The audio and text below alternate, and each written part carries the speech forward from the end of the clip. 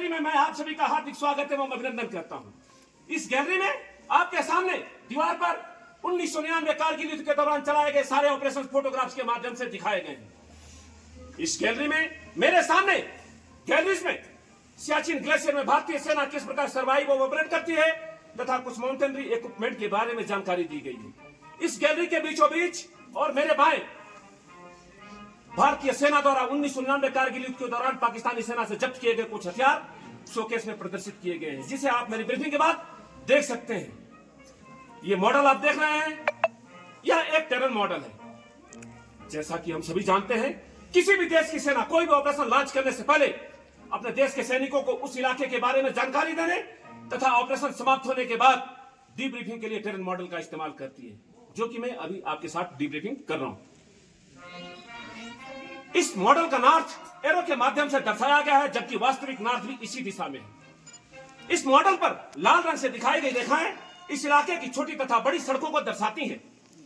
इस मॉडल पर ब्लू रंग से दिखाई गई रेखाएं इस इलाके की छोटी तथा बड़ी नदी नालाओं को दर्शाती हैं। इस इलाके में एक मुख्य मार्ग जो कि श्रीनगर से जोजिला, द्रास, कारगिल होते हुए लेह को जोड़ती है। इस इलाके में मुख्य 3 नदियां सिगार, शिंगो और इंडस रिवर बहती हैं। इस मॉडल में लाल रंग से दर्शाए गए कुछ गांव गुलतारी, गोंद, मटियाल, बिजोट, मरोल पाक ऑक्युपाइड कश्मीर के कुछ गांव हैं तथा एलओसी भी इन इलाकों से होकर गुजरती है। एलओसी का मतलब समझते हैं आप लोग? ऊंचा बोलिए थोड़ा। Line of control. और पीओके क्या है? पाक ऑक्युपाइड। पाकिस्तान वाले क्या बोलते हैं इसको? क्या बोलते हैं? आजाद कश्मीर। है किसका है? इंडिया का। बस इसीलिए तो कहता हूं आजादी अभी अधूरी है। कैसे उल्लास मनाऊं मैं, थोड़े दिन की मजबूरी है। दिन दूर नहीं, खंडित भारत को पुनः अखंड बनाएंगे। गिलगित से गारो पर्वत तक आजादी पर्व मनाएंगे। 1999 कारगिल युद्ध भी 1999 कारगिल युद्ध भी इन इलाकों के अंदर हुआ था। लेकिन कारगिल युद्ध हुआ क्यों? 1999 कारगिल युद्ध से पहले भारत और पाकिस्तान सरकार के बीच एक समझौता हुआ था, जिस समझौते के तहत यह तय हुआ ठंडियों के मौसम में बर्फीली चोटियों से दोनों देशों की सेना नीचे बेस में डाउन हो जाएगी। भारतीय सरकार ने समझौते का पालन करते हुए अपने देश के सैनिकों को नीचे बेस में डाउन कर लिया, लेकिन पाकिस्तानी सरकार ने ऐसा नहीं किया। छुपते छुपाते हमारे कुछ एक पोस्टों के ऊपर पाकिस्तानी सेना ने कब्जा कर लिया, जिसमें द्रास सेक्टर के अंदर तोलो लिंक 0.5140, टाइगर हिल 0.4875, कारगिल सेक्टर में 0.5608, कक्सार, मजदास, बटालिक सेक्टर में जुबैर हाइट, मुंटो टालो, कालूबार और यालदो। इस प्रकार कुल 134 किलोमीटर के इलाके पर पाकिस्तानी सेना का कब्जा हो चुका था। पाकिस्तानियों को जितना कब्जा करना था वो कर चुके थे। बारी थी भारतीय सेना की पाकिस्तानी सेना को मुंहतोड़ जवाब देने की, जिसकी शुरुआत 2 मई 1999 को बटालिक सेक्टर से की गई। लेकिन हमें कैसे पता चला कि हमारे पोस्टों पर पाकिस्तानी सेना आ चुकी है? बटालिक सेक्टर में एक चरवाहा जिनका नाम था श्री तासी नामग्याल, वो अपनी बकरियों को लेकर हरियाली की खोज में मुंटो ठालो इलाके में जाया करते थे। उन्होंने एक दिन वहां पे देखा पठानी सूट में कुछ सिविलियंस पत्थर से बंकरों का निर्माण कर रहे हैं। उन्हें देखने के बाद ऐसा एहसास हुआ कि ना ही तो भारतीय नागरिक है और ना ही तो भारतीय सैनिक है। ये पाकिस्तानी सैनिक अपना स्वरूप बदली करके भारतीय सरजमी पर कब्जा कर रहे हैं। एक सच्चा और देशभक्त नागरिक होने के नाते इस खबर को आकर भारतीय सेना से बटालिक सेक्टर में इन्होंने साझा किया। भारतीय सेना खबर मिलते ही फोर जाट रेजिमेंट के कैप्टन सौरभ कालिया के नेतृत्व में 11 लोगों की एक पेट्रोलिंग टीम भेजी। यह पेट्रोलिंग टीम गई तो, लेकिन लौटकर इसमें से एक भी वापस नहीं आया। इसके बाद भारतीय सेना ने बटालिक सेक्टर में एक ऑपरेशन लॉन्च किया, जिस ऑपरेशन का नाम था ऑपरेशन सफेद सागर। इसे सफेद सागर इसलिए नाम दिया गया क्योंकि ज्यादा बर्फीली और ऊंची चोटियां होने की वजह से यहां पर भारतीय थल सेना और भारतीय वायुसेना दोनों का संयुक्त ऑपरेशन चलाया गया था। इस ऑपरेशन के तहत बटालिक सेक्टर के सारे पोस्टों को रिकैप्चर कर लिया गया, लेकिन कालूबार 0.4812 के ऊपर अदम्य साहस तथा वीरता का परिचय दिखाते हुए 1/11 गोरखा राइफल के कैप्टन मनोज कुमार पांडे वीर गति को प्राप्त हुई। इस वीर सपूत को मरणोपरांत परमवीर चक्र से सम्मानित किया गया।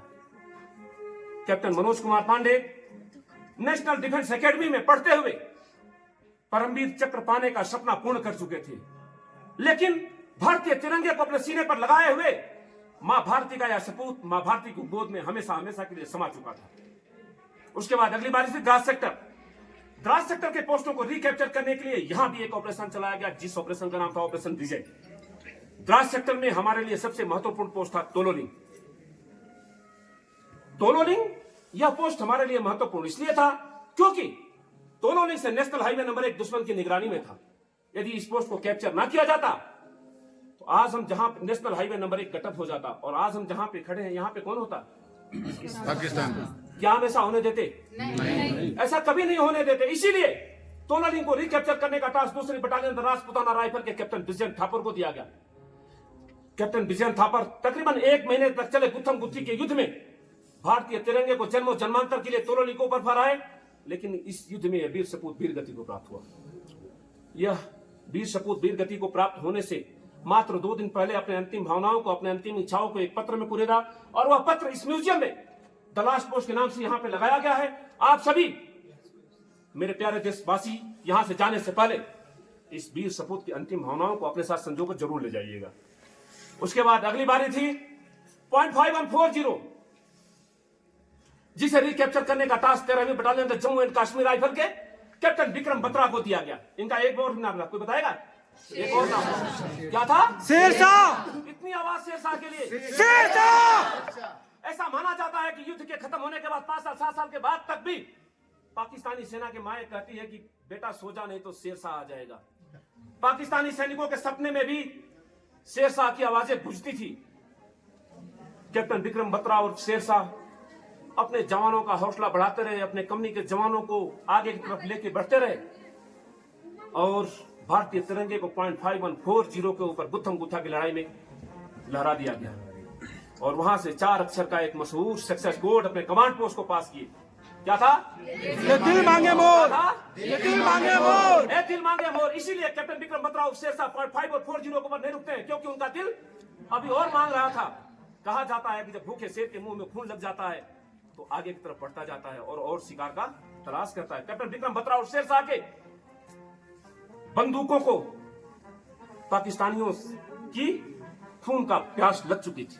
कैप्टन विक्रम बत्रा और शेरशाह .5140 से .4875 तरफ अग्रसर हो चुके थे, लेकिन दुर्भाग्यवश .4875 पर भारतीय तिरंगे को फहराने से पहले यह वीर सपूत दुश्मन की गोलियों का शिकार होता है, और हमेशा हमेशा के लिए यह मां भारती का सपूत इस सरजमी की रक्षा करते हुए मां भारती की गोद में समा जाता है। इस वीर सपूत की बहादुरी को देखते हुए इन्हें मरणोपरांत परमवीर चक्र से सम्मानित किया जाता है। लेकिन कहा जाता है भारतीय सेना कभी रुकती नहीं है।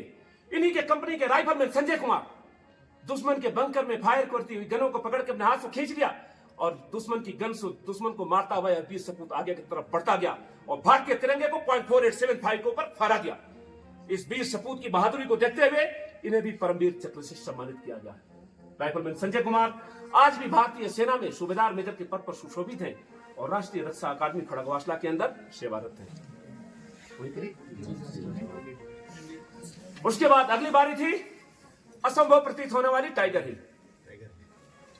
मेरे मुंह से सब निकला असंभव प्रतीत होने वाली। असंभव दिखता जरूर था, लेकिन भारतीय सेना के लिए ना उस समय कुछ असंभव था, ना आज कुछ असंभव है, और ना ही भविष्य में कुछ असंभव होगा। जब तक भारतीय सेना अपनी सरहदों की निगाहबानी में बैठी हुई है, किसी भी देश की इतनी हिम्मत नहीं है कि हमारे तरफ अपनी आंख और उंगली उठा के देख ले।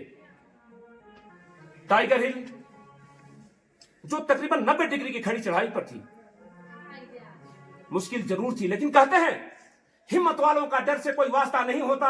हम कदम वहां रखते हैं जहां कोई रास्ता नहीं होता। इसीलिए टाइगर हिल को रिकैप्चर करने का टास्क 18वीं बटालियन द ग्रेनेडियर्स रेजिमेंट के लेफ्टिनेंट बलवान सिंह को दिया गया। लेफ्टिनेंट बलवान सिंह घातक प्लाटून कमांडर के रूप में अपने जवानों का हौसला बढ़ाते रहे, और 3 दिनों तक यह टीम बिना कुछ खाए पिए टाइगर हिल की तरफ चलते रही। अंततः 3 दिनों के बाद इन्हीं के प्लाटून का एक सिपाही ग्रेनेडियर जोगेंद्र सिंह यादव 17 गोलियां अपने सीने में खाने के बाद भी भारतीय तिरंगे को टाइगर हिल को फहराए और जीवित बेस के अंदर वापस लौटे। इस वीर सपूत की बहादुरी को देखते हुए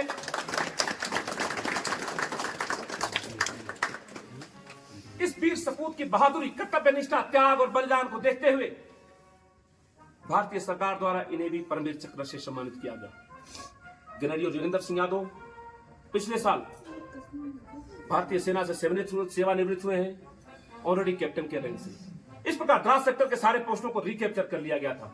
बारी थी बटालिक सेक्टर, कारगिल सेक्टर के पोस्टों को रिकैप्चर करने के लिए यहां भी एक ऑपरेशन चलाया गया, जिस ऑपरेशन का नाम था ऑपरेशन तलवार। ऑपरेशन तलवार के तहत कारगिल सेक्टर के सारे पोस्टों को रिकैप्चर कर लिया गया। यह युद्ध 2 मई 1999 को बटालिक सेक्टर से शुरू होकर 26 जुलाई 1999 को कारगिल सेक्टर में समाप्त हुआ। तकरीबन 3 महीने तक चले इस युद्ध में भारतीय सेना ने पाकिस्तानी सेना के परखच्चे उड़ा दिए तथा पाकिस्तानी सैनिकों को इस रणभूमि से भागने के अलावा कोई रास्ता नहीं बचा, और जो भी यहां पर रुकने की गुस्ताखी की और मृत्यु को प्राप्त हुआ।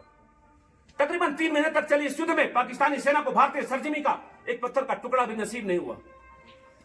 भारतीय सेना की 14वीं corps, fire and fury corps, इन वीर सपूतों की याद में 1947 से लेकर अभी तक किए गए सभी युद्धों को तथा लेह लद्दाख की कलाकृति और संस्कृति को एक कॉफी टेबल बुक के रूप में प्रसिद्ध करवाया है। वो कॉफी टेबल बुक हमारे टिकट काउंटर में मौजूद है। जिस किसी सज्जन को कॉफी टेबल बुक की आवश्यकता हो हमारे टिकट काउंटर से ले सकता है। तकरीबन 3 महीने तक चले इस युद्ध में भारतीय सेना के 527 वीर सपूत इस सरजमी पर भारतीय तिरंगे को ओढ़े अपना सर्वोच्च न्यौछावर कर दिए तथा 1363 जवान इस युद्ध में घायल हुए। भारतीय सेना प्रतिवर्ष 26 जुलाई को कारगिल विजय दिवस के रूप में मनाती है और इन सपूतों को श्रद्धांजलि अर्पित करती है। आप सभी प्यारे देशभक्त देशवासी इस सरजमी पर आए, हमारे शहीदों को श्रद्धांजलि अर्पित किए, इसके लिए मैं आप सभी का तहे दिल से शुक्रिया अदा करता हूं। Thank you. जय हिंद, जय भारत। जय हिंद।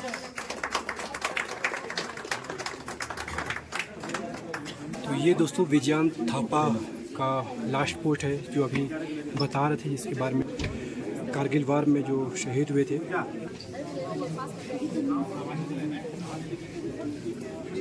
ये उनका लास्ट पोस्ट था, कैप्टन विजयंत थापा का।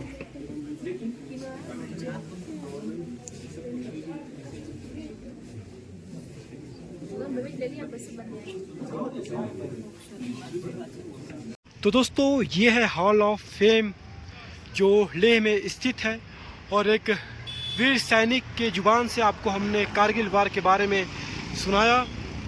तो उम्मीद है आप लोग को ये ब्लॉग पसंद आया होगा। मिलते हैं आपसे फिर किसी नए जगह पे नए ब्लॉग में। जय हिंद दोस्तों।